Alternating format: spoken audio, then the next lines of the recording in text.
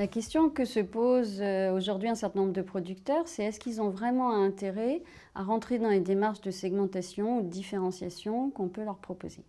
Alors, il faut bien distinguer deux situations, enfin deux types de démarcation. D'une part, des niches, par exemple le bio, le porc sur paille, sans antibiotiques, peut-être demain le lait à l'herbe, qui consiste finalement pour les agriculteurs à rentrer dans des cahiers des charges et qui va ensuite consister au fait que leurs produits seront collectés séparément du reste des autres produits et valorisés différemment.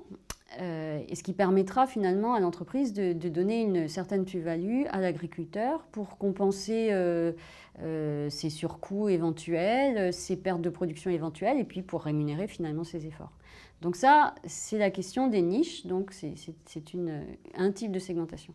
Et puis il y a un autre type de démarche beaucoup plus globale dans une entreprise qui consiste à chercher à démarquer ses produits des concurrents finalement. Alors on va prendre un exemple, c'est ce que met en place la coopérative Friesland Campina néerlandaise, qui demande aujourd'hui à ses producteurs de mettre leurs vaches au pâturage.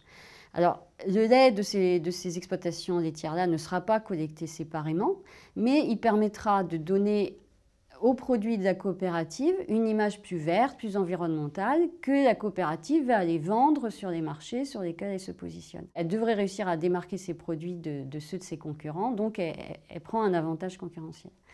Alors tous les producteurs n'iront pas dans ces démarches de niche ou de démarcation. Ils n'y ont pas forcément tous intérêt, mais il faut quand même qu'ils restent attentifs à ce qui se passe, parce qu'on sent bien que tout ça, c'est en réponse, c'est fait pour répondre aussi aux attentes de la société en matière d'environnement, de bien-être animal, de sanitaire, et que les entreprises ou les pays qui vont les premiers, d'une part, verrouillent mieux leur marché intérieur, et d'autre part, prennent un avantage concurrentiel clair sur leurs concurrents. Donc il faut rester attentif à ces démarches et observer un petit peu ce qui se passe.